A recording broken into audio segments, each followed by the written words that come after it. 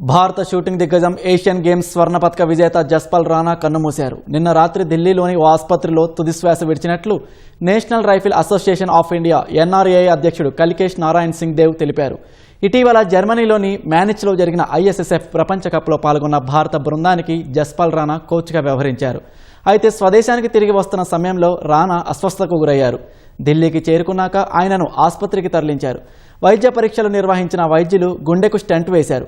ఈ క్రమంలోనే ఆయన ఆరోగ్య పరిస్థితి విషమించడంతో గురువారం రాత్రి మృతి చెందారు. 2024 ప్యారిస్ ఒలింపిక్స్లో భారత స్టార్ షూటర్ మను భాకర్కు జస్పాల్ రాణా కోచ్గా వ్యవహరించారు. జస్పాల్ రాణా మృతి పట్ల ప్రధాని నరేంద్ర మోదీ సంతాపం తెలిపారు. ఆయన మరణం భారతీయ క్రీడా రంగానికి తీరని లోటని ఎక్స్ వేదికగా పోస్ట్ చేశారు.